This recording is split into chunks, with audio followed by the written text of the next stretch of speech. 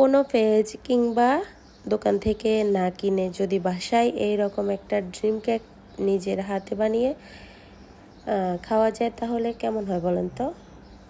আমার তো মনে হয় একেবারেই মন্দ নয়। তো এটি বানানো খুবই সহজ, তবে যদি আপনি বানাতে পারেন। আর এটি কিন্তু সত্যি ড্রিম কেক, কে নাম রেখেছে জানি না, তবে যেই এই নাম রাখুক না কেন এটি কিন্তু সত্যি ড্রিম কেক। তো আপনারা যদি নিজে না বানিয়ে ট্রাই করেন সত্যি বুঝতে পারবেন না। আসসালামু আলাইকুম, কেমন আছেন বন্ধুরা?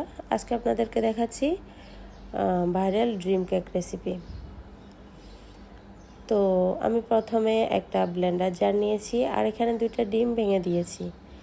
এখন দিয়ে দিচ্ছি এখানে 1 কাপ পরিমাণ চিনি আর 1 কাপ পরিমাণ সাদা তেল কিংবা রান্নার রেগুলার তেল। এখন আমি তেল আর চিনি ডিম মিশ্রণটাকে ব্লেন্ড করে নিয়েছি।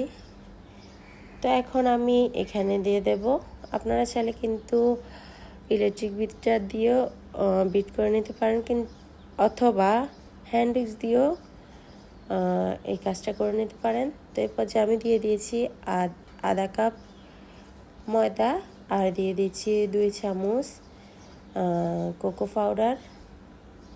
তো এখন আমি আরেকটু ভালো করে এগুলোকে ছেলে দিয়ে দিচ্ছি।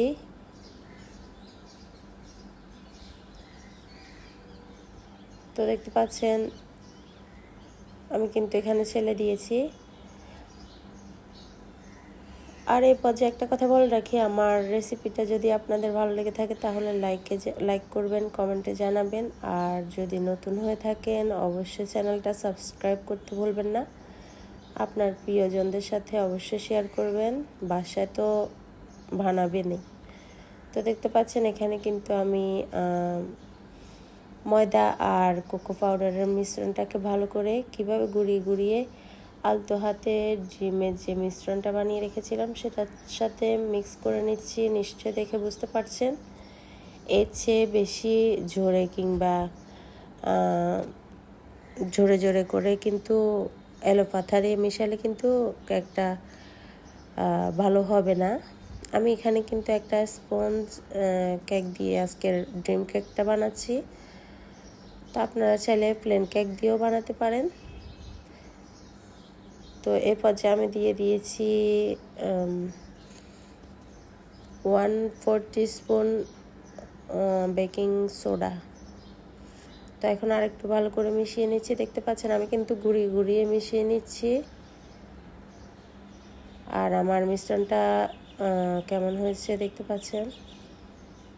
তো এই পর্যায়ে আমি যে মোল্ড বা বাটিতে কেকটা বেক করব সেই বাটিতে আমি একটা লেখালেখির কাগজ দিয়েছি আর একটু তেল ব্রাশ করে নিয়েছি।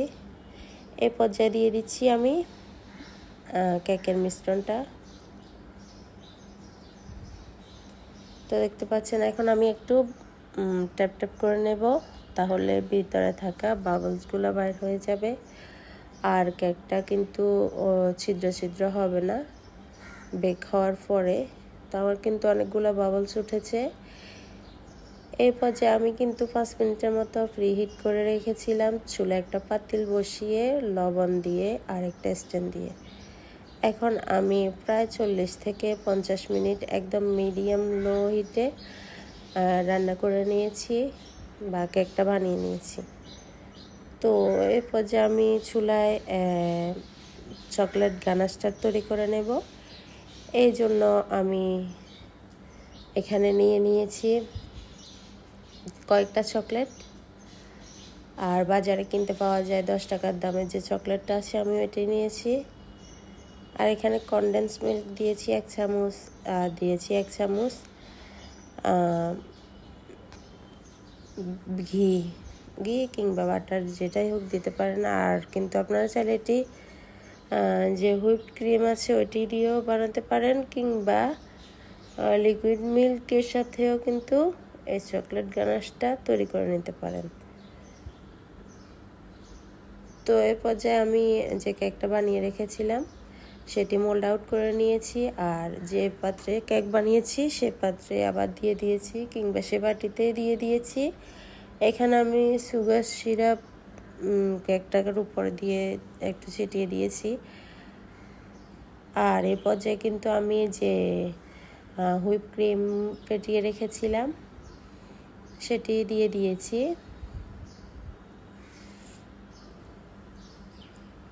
আচ্ছা, আমি হুইপ ক্রিমের সাথে কিন্তু আবার একটা চকলেটও ভেঙে দিয়েছিলাম,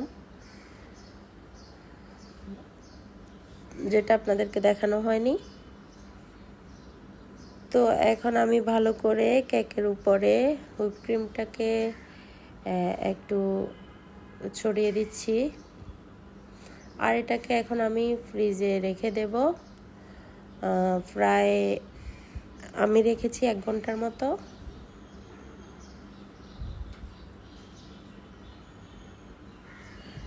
তো এখানে দেখতে পাচ্ছেন যে চকলেট গানাশটা তৈরি করে রেখেছিলাম, সেটি কিন্তু আমি 1 ঘন্টা পরে ফ্রিজ থেকে যে এই যে কেকটা বানিয়েছি সেটা কিন্তু নামিয়ে নিয়েছি, আর কেকের উপরে কিন্তু দিয়ে দিয়েছি। তো দেখতে পাচ্ছেন খুবই ভালোভাবে সেট হয়ে গিয়েছে। এখানে আমি আরও 1 চামচ নিয়েছিলাম, কিন্তু আমার আধা চামচ লাগেনি, তার চেয়েও কম লেগেছে। আমি একটু কোকো পাউডার ডাস্ট করে দিয়েছি। আর এই তো রেডি হয়ে গেছে আজকের সেই কাঙ্ক্ষিত ড্রিম কেক। তো সবাই বাসায় এভাবে ট্রাই করবেন, আর প্রিয়জনদের সাথে কিন্তু অবশ্যই শেয়ার করবেন। কেমন লেগেছে কমেন্টে জানাবেন। নতুন হলে সাবস্ক্রাইব করবেন, আমার এবং আমার পরিবারের জন্য দোয়া করবেন। আর এই ঈদে মেহমান বাসায় আসলে তো অবশ্যই বানিয়ে খাওয়াবেন, ইনশাল্লাহ খুবই প্রশংসা পাবেন। ভালো থাকবেন সবাই, আল্লাহ হাফেজ।